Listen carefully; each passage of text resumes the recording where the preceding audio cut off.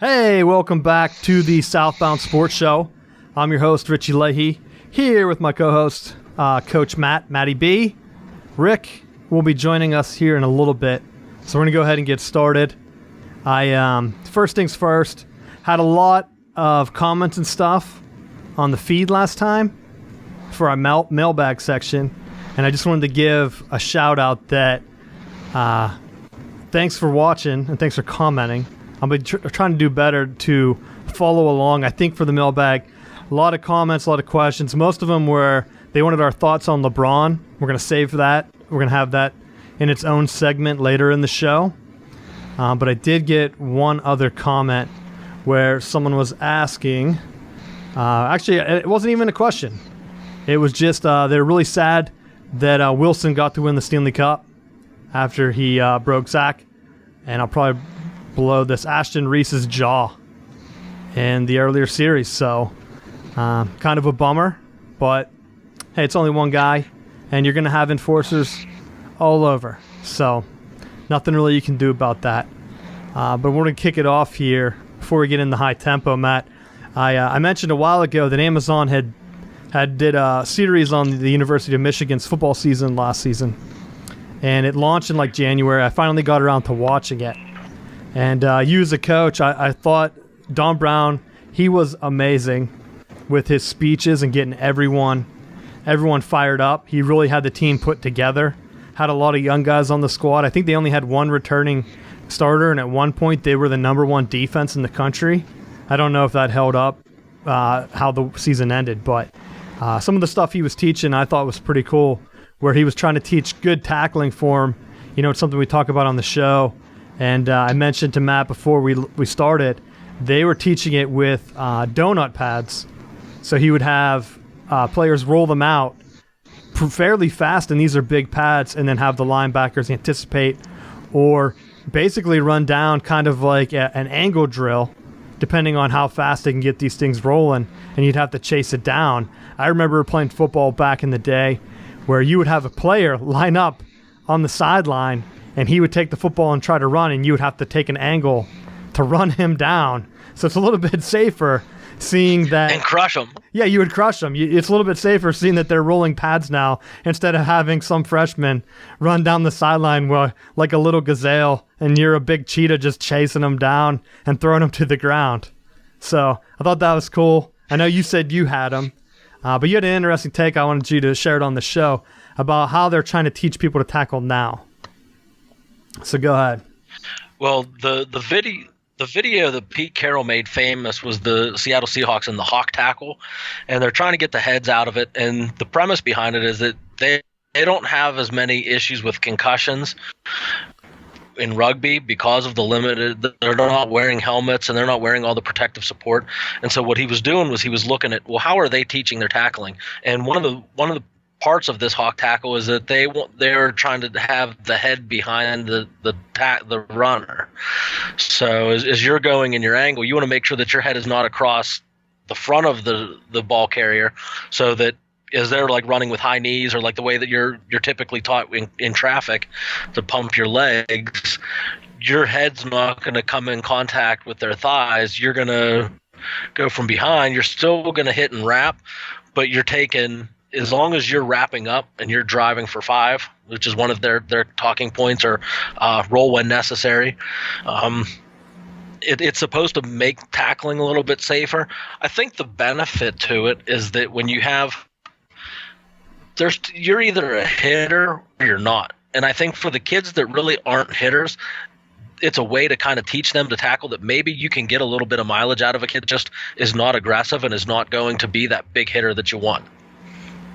Yeah, I think that's... What do you think? It's an interesting turn, because what they used to teach was that you would try to put your head on the ball, and they would do the opposite whenever you're chasing someone down, because most likely, if they were taught correctly, they would have the ball in the outside hand.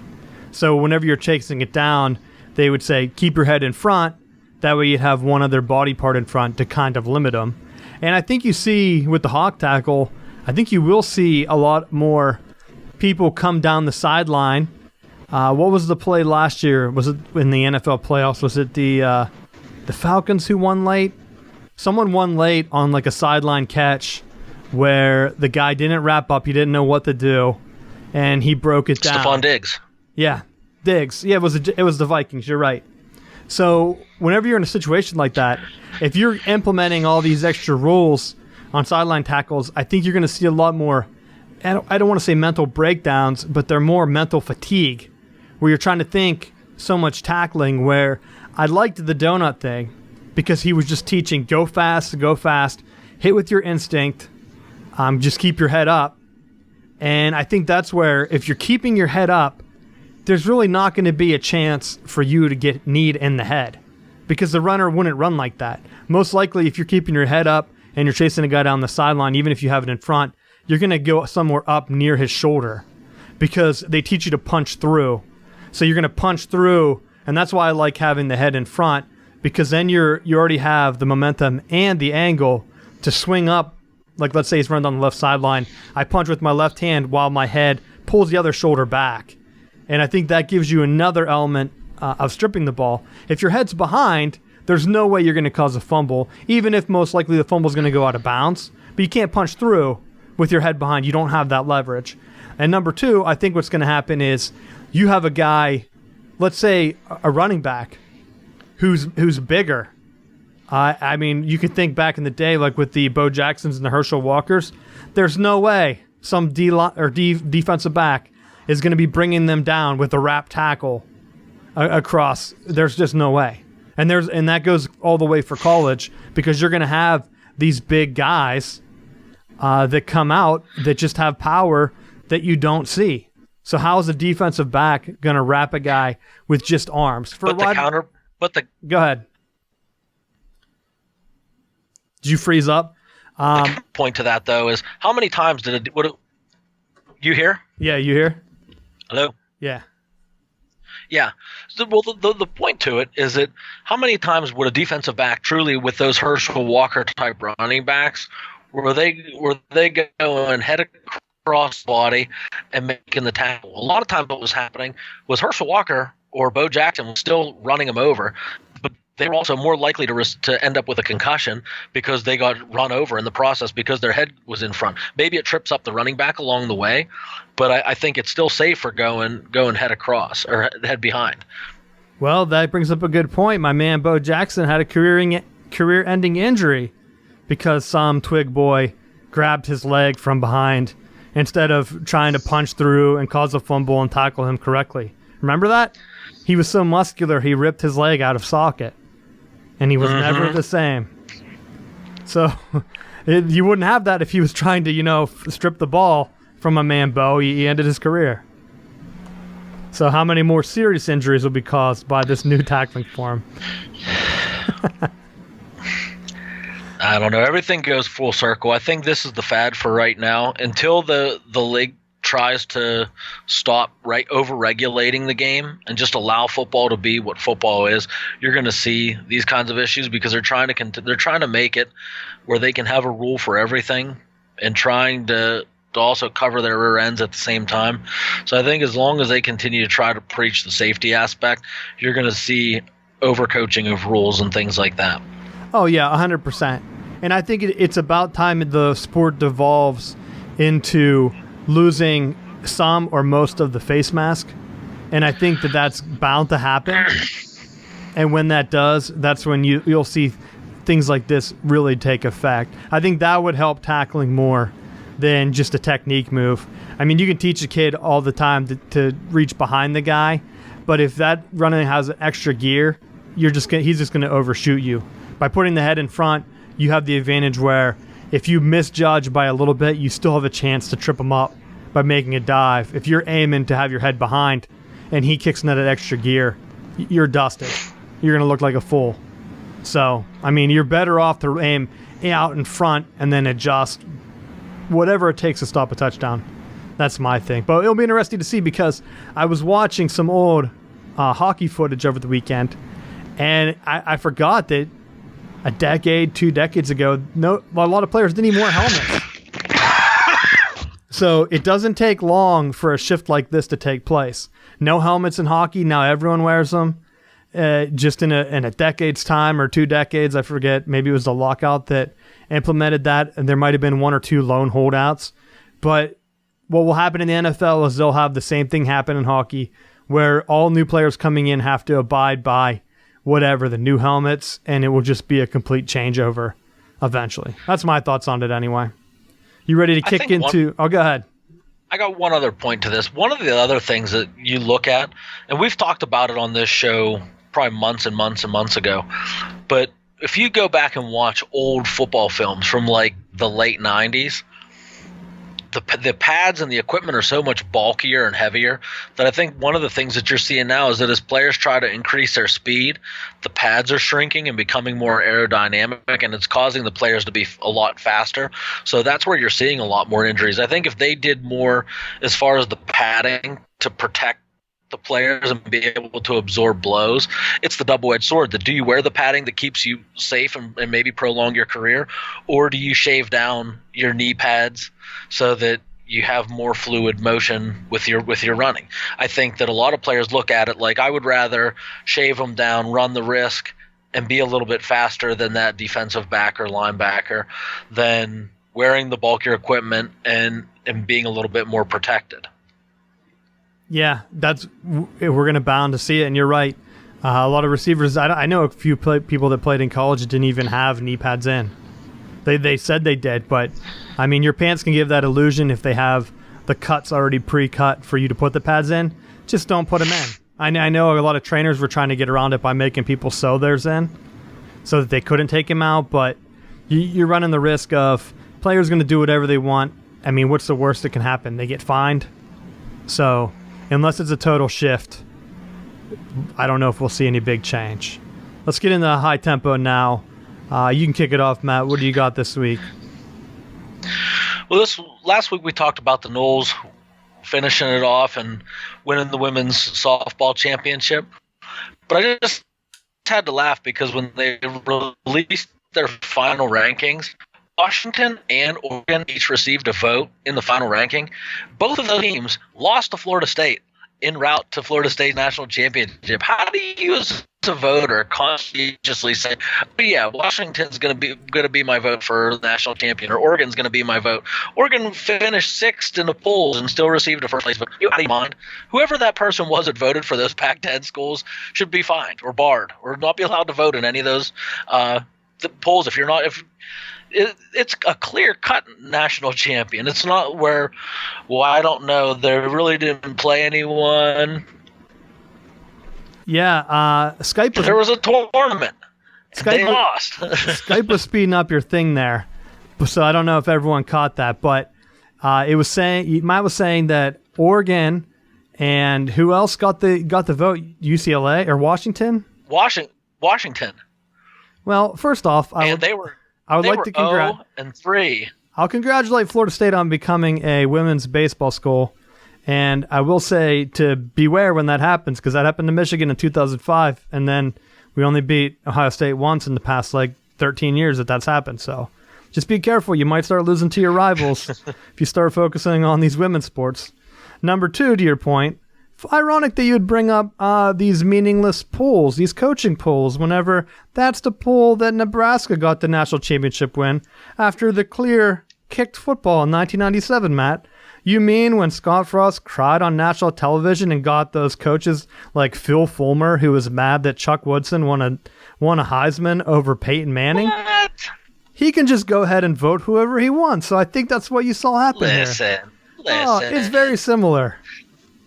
I think we had this debate before. Go ahead. But you know, in that case, we've had that debate. But had there have been the current playoff format where you could have had Michigan and they could have settled it clearly on the field, you have an argumentative point.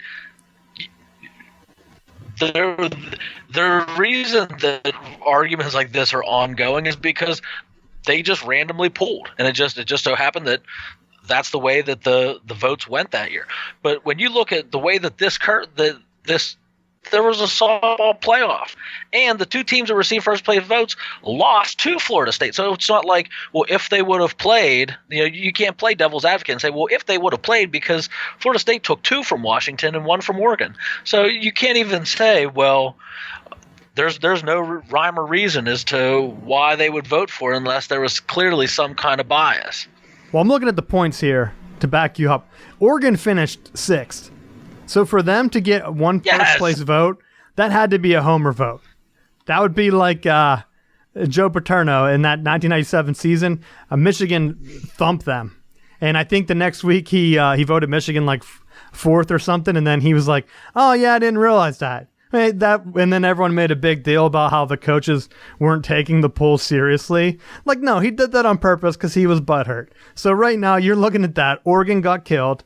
They had a good team, and someone back home was butthurt, and they picked Oregon number 1, hoping that it would boost them maybe to finish ahead of Washington. I don't know. But Oregon, dude, 6th, that's embarrassing. Let's see what the other one. The other one, Washington ended up 2, and well, but they lost. They dropped 2 games to the Noles.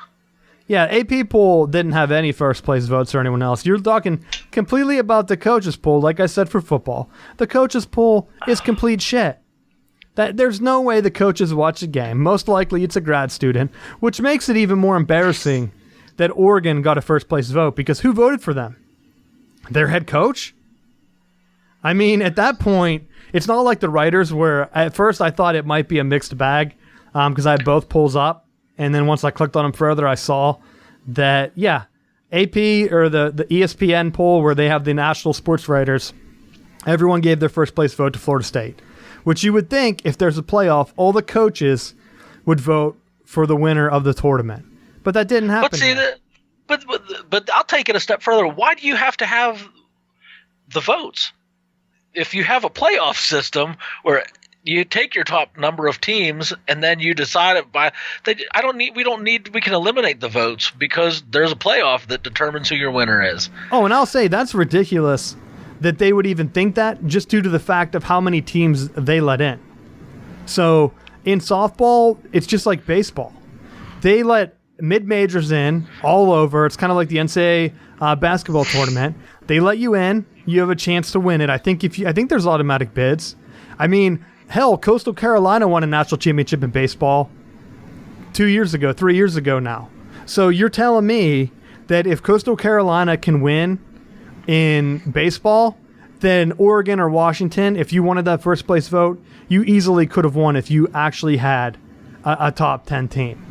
So, I mean, it's crazy that I just don't get it. And at that point, that's whenever you look at it and say, all right, should these coaches really be voting? Because how do you know? I don't know what the max points are, but like I brought up with the Phil Fulmer thing, Matt, the rumors are that he put Michigan 4th that year. I don't know if he wasn't the only one that put Michigan low when everyone else had them either 1 or 2. Where if you shouldn't be voting one of the 2 undefeated teams lower than 2. Really, that's what you're looking at here. These guys lost. You really shouldn't be voting Florida State anywhere lower than 1, and someone did. So how do we know that they didn't put Florida State at 10?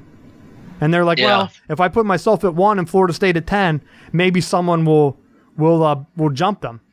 Looking at it right now, I will say Florida State only won by 28 points. And how many teams they have voted? So what is it? 25 votes or 25 points a vote? So really, if someone would have had Florida State unranked, that could have swung the whole poll. I mean, we don't know that for sure. I mean, maybe somebody did, and that's why it's so close. But looking at this now, it appears it's much closer than what it should be. And you're right. It should be just like basketball. The final poll comes out. Or no, wait, I think they did have one after the tournament this year. Because I think Michigan was ranked 2nd. So I don't know. Take that back. Maybe basketball does do it. I don't want to sound like an idiot. But I think it should be the final poll, just like football, like where they do it before the bowl games. They used to do that anyway. The BCS, where they did the final poll before they had the tournament or the playoff, the championship game, and that was it. Whatever your ranking was before, and then they gave like the consolation prizes. With football, it's a little bit different because you have all those other games. But with the clear playoff like this, I mean, what they do is they usually just slate it down and everyone gets points for that Directors Cup ranking or whatever. So if you're the champion, you get 100 points. Then the next team gets 75. And then the 2 third-place teams get 50, I think. And then it just keeps going down. So just go with the tournament results. There's no reason to have this vote. So, speaking of votes, though, my boy T.O. My boy T.O. in the Hall of Fame. He should have been in first ballot over Marvin Harrison. And Marvin Harrison killed a guy. So look that up. Marvin Harrison gets in on a first ballot. He has worse stats than Terrell Owens. The only thing he had higher stats in than T.O. was catches. Because all he did was catch goddamn screens from Peyton Manning out on the flat. That's his only route. I mean, geez, I can catch 100 balls if I'm just catching screens. He had less touchdowns. He had less yards. He had less yards per catch or whatever. Because all he was doing was catching little flares.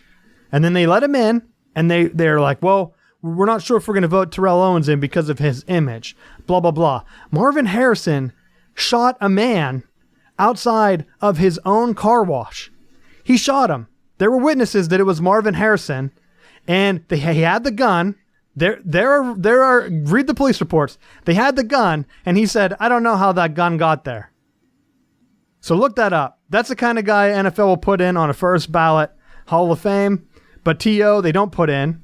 And of course, whenever they do vote T.O. in a couple years later, he's like, you know what? I'm not gonna go to that ceremony. I'm just gonna celebrate with my family or whatever, and maybe I'll do something later. I forget what he said. He said, maybe I'll put something together later. I'll let you guys know. Which, I mean, I'm sure what he means by that is he'll go visit his boss. Maybe he'll do it on Facebook Live or something, and people can see him go up there and do, what do they get, a gold coat? I mean, like he would probably set up to go, but he doesn't want to get when all the other NFL guys who obviously did not want him there. There were guys that are in the Hall of Fame who've already came out and said, yeah, no, I really don't want to vote for him. And why would you want to be in a gentleman's club like that? Go. I hope he does. Come back, celebrate it there on his own time.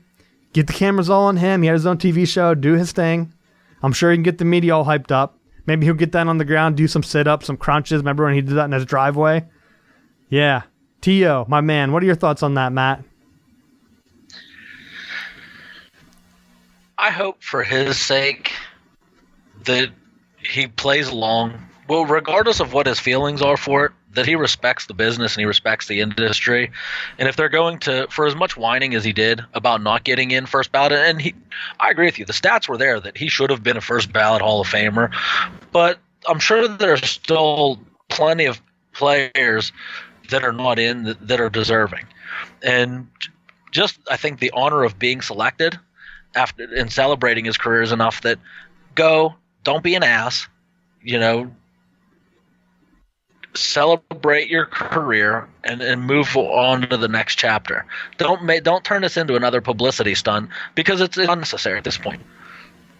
Well, he doesn't have anything else going for him. They're not going to put him on TV. I mean, they put Randy Moss on ESPN.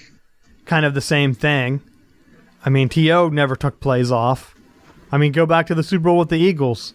Up until the Eagles Super Bowl at this point, T.O. was just flirting he was just flirting to come back on to the NFL. He was just saying, if someone signs me, I'll come back and play. Well, of course. Have you seen all the reckless wide receivers out there? He could play right now. I mean, most likely, 100% he could play. There's no doubt about it. I would be surprised if he said he wasn't able to play.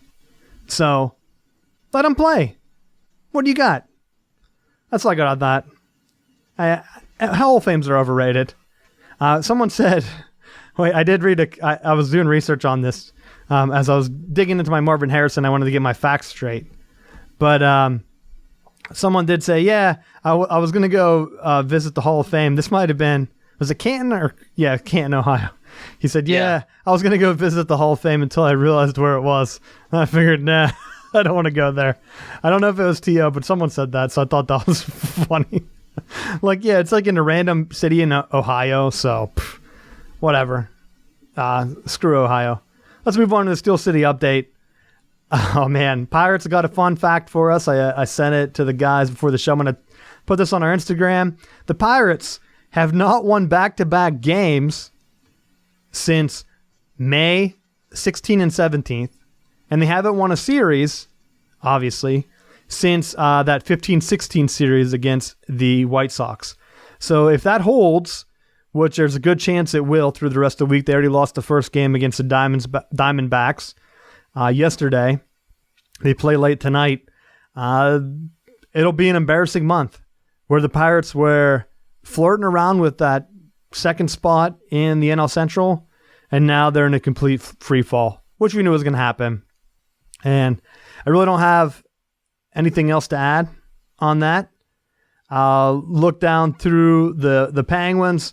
We're just going to talk about the Cup later on in the show. So we'll be getting to that. And with the Pirates, looks like Matt cut out. I'm going to try to go ahead and get Rick on. We'll add Matt back in. But with the Steelers, got some big training camp news that all right, Rick, you're on. I'm here. All right. Can you hear me? Yeah, I got you. Okay. And Matt's coming back right now too. All right, got me. Yeah, I got Rick too. So Okay. we went through the Steel City update, talked about how pitiful the Pirates are. Rick, how they're in a free fall. I figured we'd save the Penguins till later in the show because we're just going to talk about the Stanley Cup. Okay. And Steelers, talking about Antonio Brown and his meltdown. Because the training camp seems to be a hot topic. And before we even get into that, Matt, if you're there, what Yep. did you... you had something about the Ravens. We might as well bring that up first before we get into this. Well, the Ravens had to forfeit 2 of their OTA practices. Oh, crap. I think we lost Matt. It had him as a double, so let's hold on. Let's see. We'll get him back in. Jeez. Can't have anything nice. All right. Let's see if we can get him back. All right, on. you here? Yeah, you here? All right. I don't know what the hell's going on. But, damn, I'm going to smash this computer.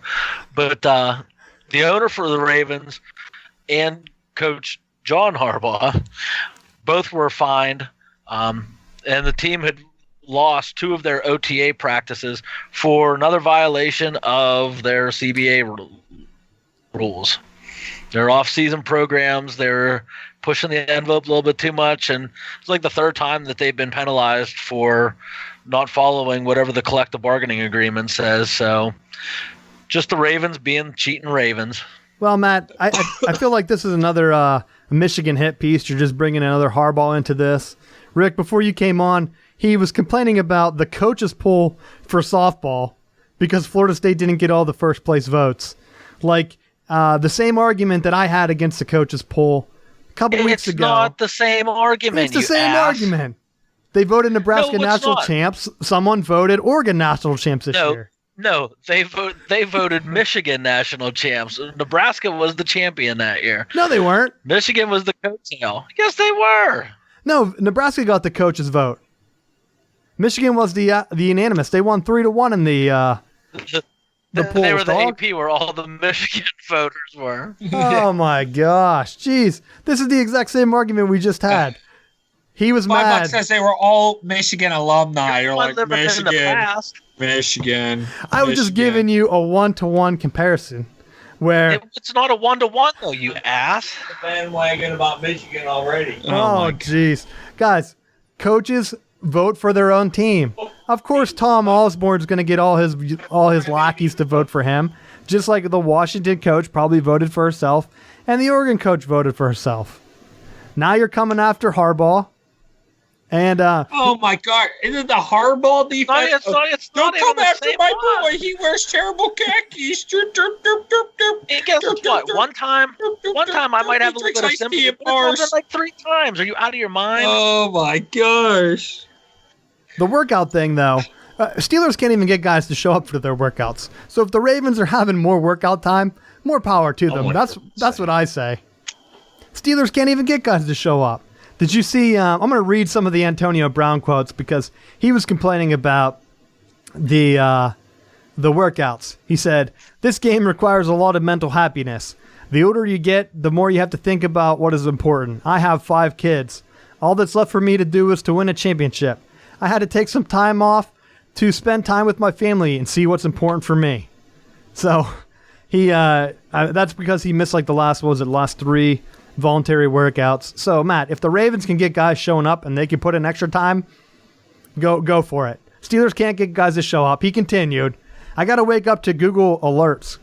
I'm constantly under pressure. I can't go nowhere and work out by myself. Fans come meet me at the field. I can't do nothing normal. You guys write about..." Yeah, when you're a moron and you post where I'm working out, it's like, hey, I'm going to eat my lunch at the Sheets on Main Street. And then when I'm shocked when people show up and hassle me at the Sheets on Main Street, how did they know? Maybe if I didn't Instagram, tweet, text, Facebook, and Snapchat my location at all times to everyone, maybe I could get some peace and quiet. Come on. He didn't even stop there. He kept complaining. He said, "You guys write about me every day. My mom and kids see it, so we have to deal with these type of things. I'm starting to think to myself, am I really free?" So Matt, he has workout and he has family to care about. He can't be working out. I don't know how the Ravens do it. How do they get guys to show up? Don't they have families? They draft guys. No, they don't. They draft guys with no families. No, that's part of the Ravens militia. They're not allowed to have families. All they do is play football and kill people. That's it. It's the Raven way. Sounds like Marvin Harrison. Rick, I also brought up how Marvin Harrison murdered some guy today. That's how. And that's the reason why Marvin Harrison's never going to make the Hall of Fame. No, he was the first ballot Hall of Fame. He was the first ballot Hall of Fame. They voted him over T.O. That's my whole rant. I thought he didn't get voted in. I thought they voted in T.O. No, this is like T.O.'s third year. That first year, I'm pretty sure they voted Marvin Harrison in over him. And they were saying about how great character he was. Whenever, T.O., why don't you send me files to his murder case? There was a weird murder thing that ESPN did a huge story about Marvin Harrison where somebody was murdered outside his car bar restaurant that he owned. It was like a car wash. They connected it to him, but there was never a conviction or anything along those lines. But there were even eyewitnesses who were pretty much giving testimony saying Harrison's behind this, but they never did anything. It's an unsolved murder case in that area. I want to say Philadelphia, I think if I'm not mistaken. That's it's like the Party Boys. They need to figure it out. Yeah, he's like OJ. He's out there looking for the real shooter. Because it was his security camera and the footage was cut out of it. Just that footage, like who would have had access to cut that out? Marvin. But I know we're getting off track, but that's what Antonio Brown, that's what his meltdown's like to me. I don't get it. You're getting paid. It's a job. How many people would rather stay home with their family than go to their job? I would vote 100%. I mean, well, let's get crazy. Some people have crazy wives. So maybe 40%. 40% of people would rather be home with their family. I would say most people have crazy wives. So not 24/7. You got to play the field, I mean, Yeah. I have 5 kids. If that's your argument, I have 5 kids. Antonio, you made enough money. Go retire.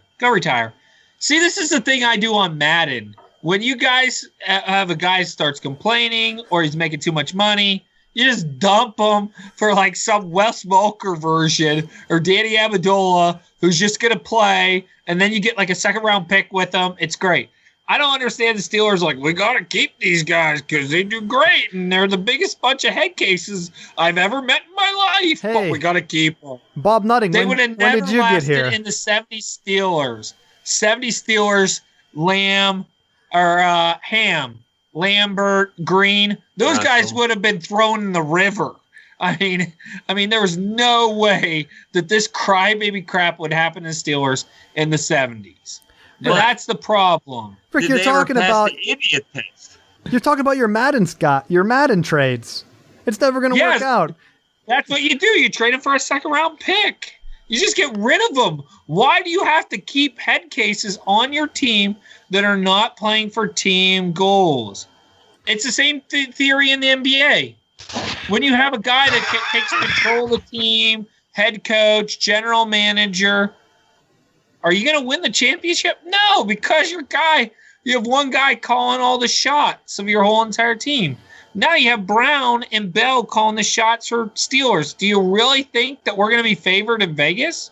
Nobody in their right mind is going to be like, $20 on the Steelers win the Super Bowl because they got Antonio Brown who's doing great stuff at OTAs, and Bell's nowhere to be found. He's probably filming videos of him in his driveway, right now as we speak, This is the reason why Steelers lose and Patriots win. It's easy. Easy. I will say it's really feeling like either one of two things is going to happen. He wants out of his contract, number one, and he just wants to get paid more. Like that's what it's coming down to. He's looking at the Bell situation, and he thinks that he's going to get paid, and he wants to get his cut of that. Or number two, he wants out because he realizes that Roethlisberger only has a year or two left. I mean, he's probably seen what Rudolph and the other backup quarterbacks look like, and look what happened to what was the Steelers wide receiver that left? Mike Wallace? Look what happened to him. Whenever you leave a Hall of Fame quarterback like Ben Roethlisberger, it's not prettier. It doesn't get prettier. And he's looking for green, not black and gold. He's looking for money. He's either going to want to get out, or like you said, he wants that championship. Watch him try to do something, and he goes to the Patriots? I mean, I don't think so. There's not really many other places he can go. The Eagles? Oh, he can go to San Francisco and take a kneel.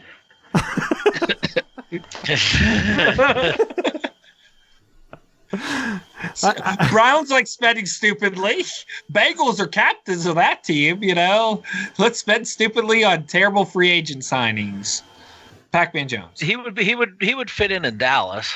Would be if he were to. They're not going to let him go, and he's going to finish out the rest of his career there with Pittsburgh, I think, or at least till the end of this contract cycle. Yeah, I would say contract. I don't know about his career. If he's complaining about this, if it really is a family thing, does all his kids live in Florida? Or I don't know. Does he live there? I don't know. So maybe that's where he would go. You can go to. There's a couple teams down there: Tampa Bay, Jacksonville. Take the lesser money, live by your kids, whatever you want to do. Take it easy. I'm sure that could work out. I don't know that. Move to Pittsburgh and hire a nanny, for God's sakes. With his style of play, though, I don't think it matches any of those teams down in Florida. Oh no, it doesn't. His one trick is just to beat people deep, and if that vertical game only lasts with certain teams. I think that's one of the issues you saw with Mike Wallace, is that he was a vertical stretch player, and then as he went to Minnesota, went to some other places, and they wanted him to run other routes on the tree, he couldn't do it, and now he's gaining a little bit of ground in Baltimore, but that's because he has Joe Flacco just basically doing essentially the cheaper version of what Roethlisberger did. Well, yeah. Whenever you need to stretch a field, you need, number one, an awesome quarterback. He has it right now. You need basically a Hall of Fame quarterback. Someone that can extend the play, make the deep throws, and make them accurate. If you're not throwing accurate balls, you're not going to get the deep threaded ball. How many guys? Look at Blake Bortles. You really think Blake Bortles could get him a deep ball? Hell no. The only thing he can get is crossing routes underneath. And he doesn't fit that route. So you're right, Matt. If you're going to be a deep guy, that's exactly what Mike Wallace was. I saw some people saying he's better than Mike Wallace. Yeah, you could be more talented. He's also undersized, though. So you need a quarterback that can fit the ball into a tight window. And the Steelers do have a lot of weapons. So you can't go to a team with a bare cupboard and expect teams not to double cover you. Because a lot of teams don't have one or two good options, let alone two or three what the Steelers have.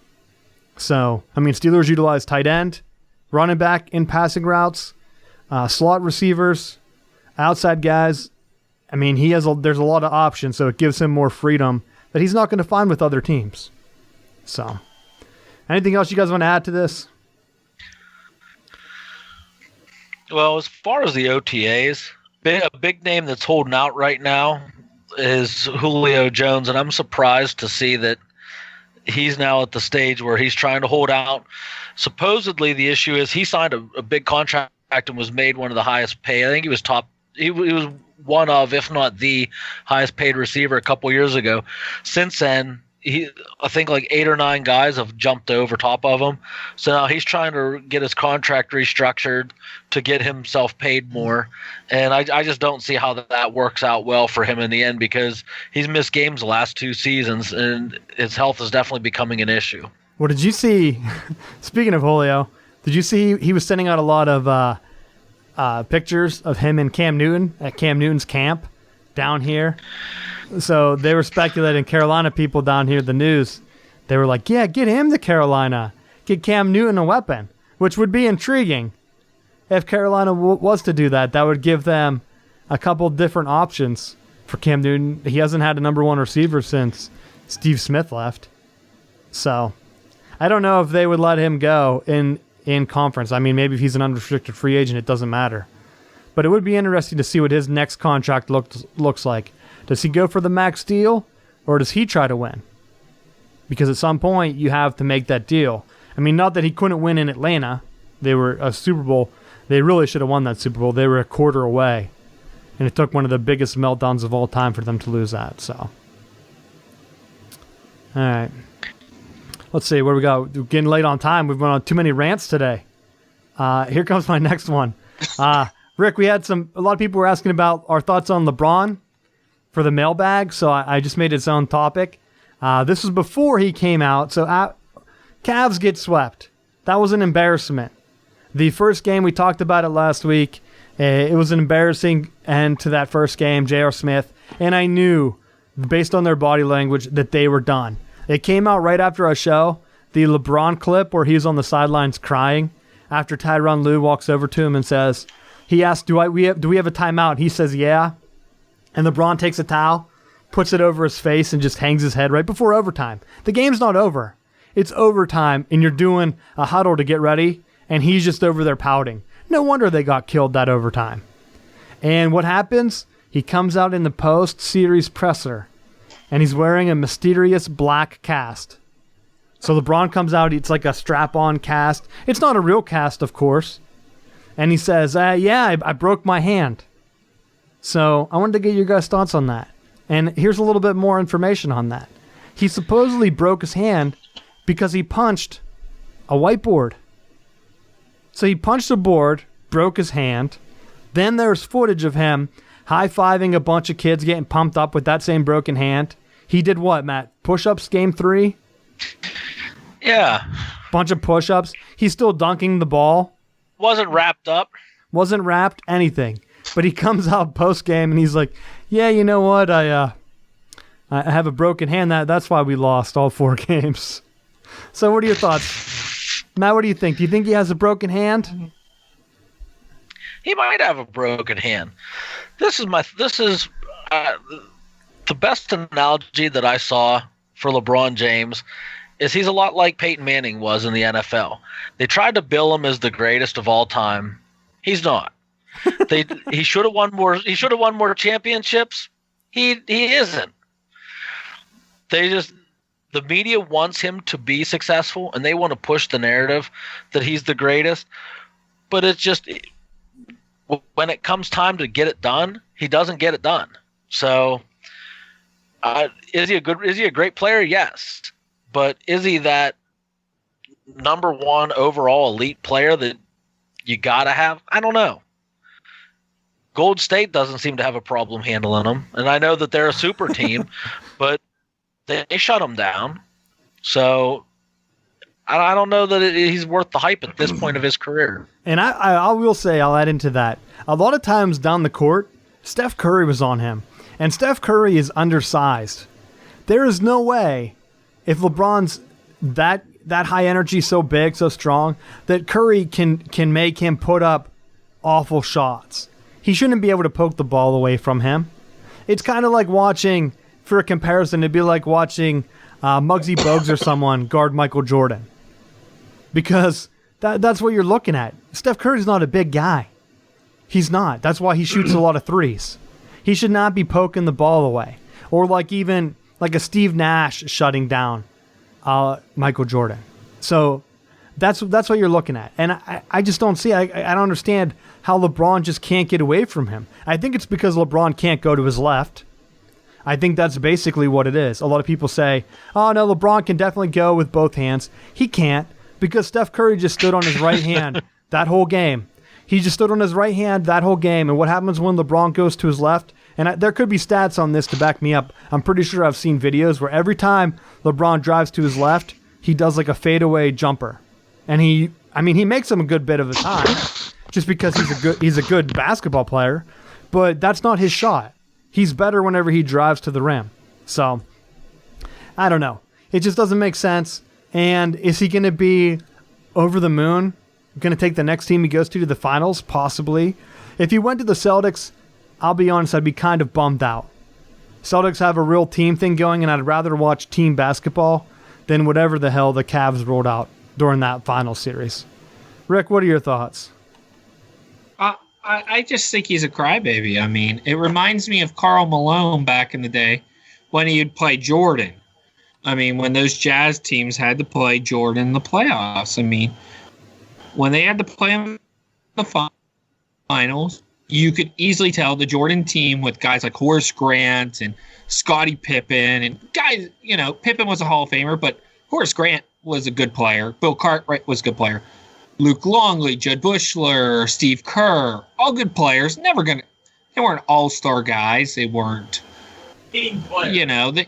They were team players, but they weren't anything big. These guys weren't going for success. I mean, you had a team that was low, kind of good. You had Malone Hall of Famer, Stockton Hall of Famer, Hornacek was an all-star. I mean, the Jazz had a little bit more on their team when you look at different guys in different positions than the Bulls did, but the Bulls had Jordan. Jordan knew how to make other guys look good, and he knew how to make guys around him even better than they were. I mean, Steve Kerr could get open because Jordan drew the attention to him that later forced the ball to Steve Kerr for the three. Or, Jordan may put up not a good shot. Grant got the rebound to kick it back out to Kerr or kick it to Pippen, or even he took it up for one of his 10 points. Why was a guy like Dennis Rodman super successful in this system? Wait a minute. Because he didn't need a big... Easy. But Dennis Rodman was great everywhere. Yes, but he didn't need to be the scorer on offense. When you look at that team when Rodman was on the Bulls, what would he be in overall points per game? 5, 6, 7, 8? He was not in the top 4 of scorers. Defense, yes, he was good. So Jordan and Pippen could put up bad shots. Even Kerr could take the three-pointer that wasn't going in. Or Buechler could take the three-pointer that wasn't going in to get the ball that Rodman they knew would get the rebound. Or Longley would get the rebound on the other side. And that's the thing. When you have LeBron who's making the calls, I don't want this guy to be the manager. I want that guy to be my head coach. I don't want these guys. They're old, but people know they were all-stars. Get rid of them. I want these guys and this guys. Jordan wasn't making those calls. Jordan may be saying like, hey, re-sign Steve Kerr, but he was keeping his own guys. They kept a lot of their core, and maybe they would add 1 or 2 guys every year. Yeah, they lost B.J. Armstrong to the expansion draft, but you got Rodman instead. Like, you moved 1 or 2 guys a year. You didn't get rid of 5 or 6 guys and a head coach every year. That's the reason why. LeBron's not a head coach. LeBron's not the head coach. Jordan wasn't the head coach. Jordan played with the guys around them that he had. He made Tony Kukoc look good. After Tony Kukoc, after Jordan left, was nothing. He was nothing good. Reminds me of Turkoglu when he was with Sacramento. Remember when he had Weber and Mike Bibby? Turkoglu was somehow this great option. But as soon as he went to Orlando, he was garbage. And he was done real quick after that. I mean, you get these guys and you make them look good because you draw the attention, you make the moves, it's like Jordan, fake Jordan, and then go to the other side with Tony Kukoc. That's the problem. LeBron wants to take control. If you want to take control, it's every time on the court, it's LeBron and 4 other guys. And the media wants to hype him because we need a new superstar. We need a new Sprite guy. We need a new Gatorade guy because Jordan's not there and everything. You want to give that to LeBron, go ahead. But he's not going to win. And if you want to keep knocking Steph Curry because, he has a superstar lineup around him. Why do they have that? Because those guys want the superstars to come in. They want to play. They're all going to get their time, and they're all going to get their shots. Well, yeah, it's not that hard. Even with that, I think Draymond Green came out and said that he took a cut to get Durant to sign longer or something. So whenever you have guys willing to take less money because they want to win, let's be honest, they know they're going to make it up in the deals that they get for advertising, like you said, Rick, with all those other companies. Because who are they going to advertise with? A guy that loses in the finals? Or, a team that wins, 3 out of the last 4, 2 in a row? Maybe, it wasn't 3 in a row, I don't think. So no, it was 2 out of the last 3. So now what happens? So if he wins next year, that's 3 in a row for them. I think they're all locked up for one more year. And they were saying like LeBron's going to try to join them. That would just be a complete overkill and would destroy the NBA if you have every single top guy in the league. Now where LeBron could go, the Rockets. Rockets were close. No. Rockets are close without him. Spurs. He already said he doesn't like Houston as a town, so he's not going to go there. Of course not. But I'm saying, where would he fit to win a championship? Of course he could go to whatever town he wants and he likes, and then he can lose again. Like, it's no skin off my teeth if he goes to L.A. because he likes L.A. and takes the Lakers to lose to the Warriors. It doesn't matter. He's not going to beat them. You have to go where you can fit in. Now, maybe he could work out some deal where he brings all his super friends together again, gets Carmelo or Chris Paul or some of those other guys, but I don't even know if he has that pool anymore. And he looked dog tired. He looked so tired out there that I don't think he can make a run. And to be honest, what he should do is take a year off, rest up, not play, not be so hard on his body, and try to build up a better young team to help him make a few years runs. And don't even say that it doesn't happen. Jordan took years off for his gambling or whatever they said that he got taken out. But what really happens, I don't know. So if he could take a year off and get a team together, other than that, it's not going to work out for him. So do you guys think he leaves? Oh, yeah. Oh, yeah. Oh, yeah. No question about it. Well, I think he's going to see what's going to serve him in his best interest. I think Philly's going to make a big push for him because they need veteran leadership. And even though I disagree with it, I think that he could fit in there. That could be and plus he wouldn't have to necessarily deal with the Warriors until the finals. So that could be a landing spot for him, as well as Boston.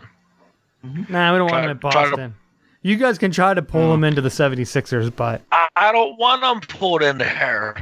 But that's where he's already connected with Simmons, and Embiid's trying to pull him over.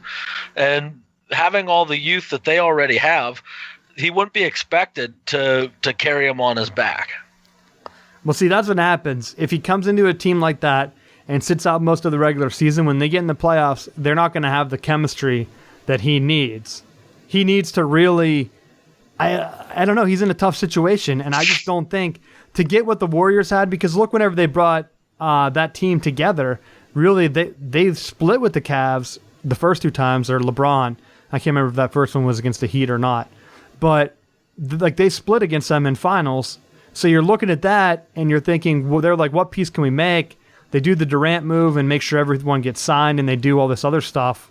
And now it looks like they're set for another couple years. LeBron's looking at that, and he thinks, okay, well, they're set for another couple years. If I sit a year or 2 out, what's the big deal? If I was him, that's what I'd be thinking. He's only 30-something, young 30s. If he wants to play close to his 40s, take a few years off, rest up. Dude, just take ice baths every day. Every day, just take an ice bath. and shoot jumpers, like out in grass or something, so you're not hurting your knees. You're getting rest up. You don't even have to shoot jumpers. Just shoot foul free throws. I mean, it will come. So I don't know. I don't think he will do that. I think he's going to pull the trigger and jump to somewhere that not everyone's expecting. People are lining up these super teams thinking, okay, cool, we'll have the 76ers or the Celtics get LeBron, and it will be a big showdown against the Warriors. I just don't think it's going to happen. I think he'll do his own thing where he can have control. He'll end up at a random team like he did with the Heat. He was able to pull everyone there with him. So look for a team that you're not expecting that can get 2 or 3 other free agents at the same time and maybe draft someone that he likes. That's my take on it. Anything else you guys want to add before we wrap it up with some hockey? I just don't see him going to the 76ers or Celtics. Celtics have way too much talent. They don't want to screw it up if everybody comes back healthy. I think 76ers are smart enough to realize, hey, this guy caused trouble in Cleveland. Do we really want him? I said Spurs because he's not going to be in charge. If you're going to a Greg Popovich team, Greg Popovich is in charge unless he's buried 6 feet under. It's going to be Greg Popovich. And I think that's the one place where he is not going to be in charge and where one place where he's got to know this is a team environment to win. We talk about team goals. If he's out for the me-centered, he's probably going back to Miami. Let's be honest. Or he goes to Minnesota. I'm going to throw Minnesota out there. I could see Minnesota could use him because they got a super young team and could use somebody like that. I'm going to say Minnesota's my long shot. My sure shot's going to be Miami. I think he could go back there. And Cleveland fans burn his jersey again. By the way, Cleveland fans riot and burn his jersey again. Let's say that again. And then Rick will go up there and he'll talk about how he loves Cleveland. He'll go. I'll be like the Cleveland fan. The Cleveland fans deserve a team, and not just a Jacobs Field progressive, whatever they want to call it, because they don't have one at the Cleveland Browns team, and they don't have one at whatever LeBron, whatever that place is he plays. They're cursed. They killed Chief Wahoo. They're cursed. I'll start it here. Curse of Chief Wahoo. LeBron's leaving. Started. When did they kill that? Last year? They haven't won a championship since they killed him. Rick? True. They didn't even win a football game since they killed him. Well, they don't win a football game because they don't know how to coach. I could coach better than that guy, Hugh Jackson. He's terrible. He throws his own players under the bus. See his Raiders interviews. He throws like players under the bus nonstop. No, but he's a great media guy. He jumped in that river after they didn't win a game, remember? He said he wouldn't have a worse record. He jumped in Lake Erie or wherever. He should have just got in a sailboat and kept going. Kept going. Detroit. Go to Detroit, folks. No, I mean, it's just, he's awful. But in his defense, we got guys like Donald Stevenson who signed a 1-year contract and then doesn't report to any of the camp stuff. It just continues to get fined. He has a chance of losing $8 even skipping OTA practices. How do you build team chemistry when you got guys signing contracts? Or he signed a 1-year, $2.5 million deal, and because he's like not reporting to camp, he's missing out on all this money. Who's that? It's a tough build there. Who's that? Donald Stevenson, one of the offensive linemen that Cleveland signed over the offseason. Oh. He signed a 1-year deal and was supposed to be their starting one of the swing tackles. He's just a no-show right now. He's just hanging out. It's like the greatest job ever. Just sign and then don't go to work. Like, I don't understand these NFL players. How do you think that that's okay anywhere? They're just, I'm going to sign a contract and agree for a certain amount of money, and then I'm just not going to show up. I wish I had that luxury. All right. And it just proves to you the NFL product. Why they're losing fans and, tickets aren't selling and everything. I mean, because your players are stupid. Antonio Brown's the captain of Team Stupid, I think. And, I mean, just don't be stupid. And what happens? I mean, and then you look at the Capitals. I know we're going to transition to hockey. there was a team, even though I don't like them, they played team hockey. They had the same team chemistry going from Series 1 to the Stanley Cup. They win the whole damn thing. Congratulations to the Capitals. And you wonder why teams like the Cavs and Steelers lose and the Browns lose. Where's team chemistry?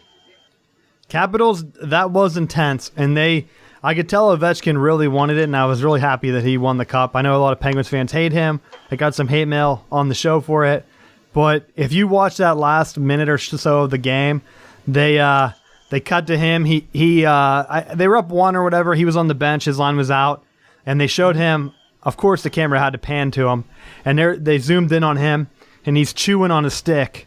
That's how nervous he was. And he chewed so hard the next time they cut over, he was missing a few teeth right up front. So he definitely really wanted to win. And it was just exciting to watch them go ahead and play like a team and play fast. They looked faster than the Penguins the whole series. They looked faster than Vegas. And Vegas was dominating everyone in the West. And I'm kind of shocked that it happened. I think I said best case scenario, and my pick was, Capitals in 6 or something like that. I thought they would have to win at home.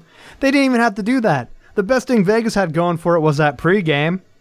For no reason, they have this whole night thing come out. People are skating around. I didn't know what was going on. I was like, is this what they put this much production? It's like medieval times. It was medieval times. And then what happens when all the lights came on? Over half the crowd was red. They were all Washington fans. And whenever Washington was celebrating the cup, you could tell because they did the skate around with the cup. You know how they do that? They skate back and forth. The camera pans around, and it's like all red fans. So it was like a home game for them. Vegas is suffering the same fate that the Chargers and everyone else out on the West Coast is suffering. You have a lot of transplant fans. You're right now, you're a travel destination, Vegas.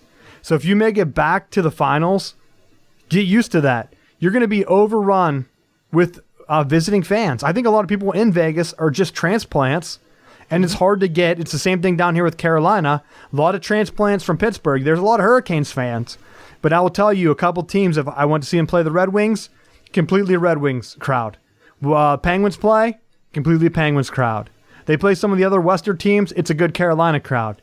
But whenever you get fans from the North willing to pay more money, the home fans just aren't going to pay tickets for a mediocre team. So be careful, Vegas, because that's where you could be heading in a few years. You could be the de facto travel team.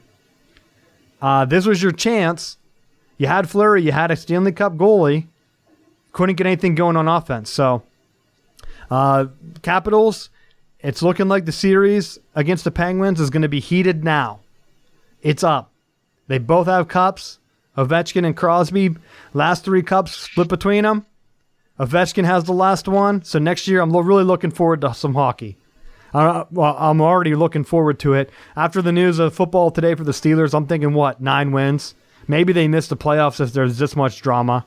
You can handle Bell's drama because they're drafting running backs enough to fill in for him. But you can't have 2 prima donnas on offense. It will never work. It will never work. So, kind of depressed about the Steelers today. So, not much more to say. We'll go ahead.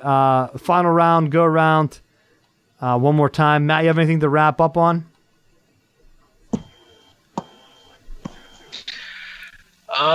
Just rumor that Belichick was shopping Gronk around. Don't know if that's true or not, but Kraft supposedly put the kibosh to that with the threat that Brady might retire if the deal went through and he got rid of Gronkowski. Is that what? So maybe something to keep an eye on. With Rick was on those. He was on some conspiracy sites saying that they had some real dirt that was going to leak soon on the Patriots. Remember that? Was that last week? Yeah. You sent that? That was last week, and that was what I heard too. That Gronk was being traded. But I here's my thought. Why don't you? Why don't you? They're doing the opposite of what the Steelers do. Gronk's creating his own crap because he's out partying. He's rumored to go to WWE. WWE's looking at him with their prospect. You know, their scouts are out scouting him. Wait, Rick, you know what that means? XFL. do you bring him to the XFL or do you bring him to WWE where you can make money? Here's the thing, too. WWE's not making money right now. You're going to make money with the XFL. But here's the thing. WWE needs to make money. The wrestling side needs to make money. Their characters are old guys. They're older than us that are out there trying to wrestle. I mean, he's the guy you could bring him in real quick. Lawrence Taylor style, Steve McMichael style, real quick, rush him up and get him going. I mean, I agree with their thinking, WWE's thinking, and I agree with New England thinking. Shop them and see what's out there. If you get a package too big, like somebody's throwing the kitchen sink and everything else, take it. Dump him because he may retire on you in a year. So, but yeah, that was the rumor that was supposedly coming out, which was true. Well, I'll take that. I didn't have anything for the final round, but I did want to mention the XFL. I forgot all about it. XFL hired Oliver Luck as its commissioner. He's the old athletic director of West Virginia. I think he played football there. He was a quarterback. His son is Andrew Luck. He was the one that was supposedly very heavy-handed in negotiating the Big 12 television contract, which was an amazing contract for such a small league. Everyone thought the Big 12 was going to go under, and now they're third in revenue behind the SEC and the Big 10. He negotiated a better contract than the Pac-12 and the ACC with less teams and a smaller market. And Texas already having half their rights in the Longhorn network. So outrageous. They're going to pay him $20 million. So the XFL is definitely trying to get people who know the business, no television contracts, to try to get this settled early this year. So keep an eye on that. This guy knows what he's doing. It's not like they're hiring some Joe Schmo. And a lot of people thought they were just going to shove it on that WWE paid network or whatever. They have like a thing like Netflix, I think, that Rick was talking about getting people to watch for wrestling. But you might not have to do that with the XFL. Maybe he has contacts. I don't know. He's been doing this a long, long time.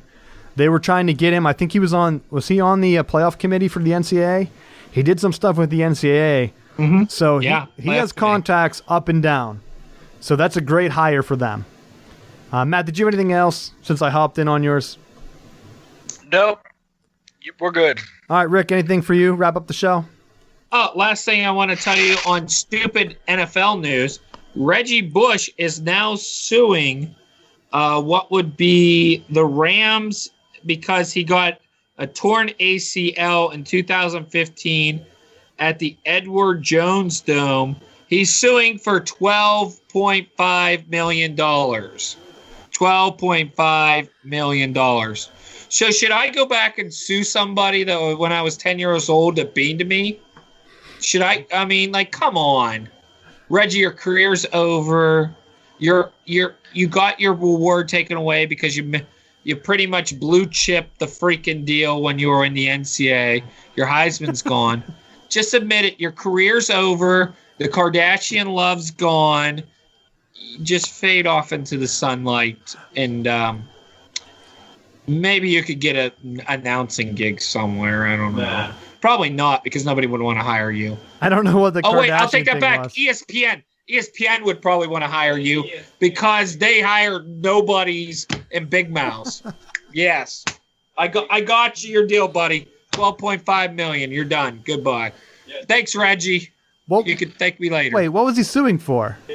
He was suing because he ripped his ACL in 2015. Yeah, but why? At the Dome. Was it like poor turf management or? I didn't want to read the whole thing. It would probably make me throw up. Or was it like bad practicing? Concrete ring of death. Concrete ring of death. That sounds awesome, actually, and I want to know more about it.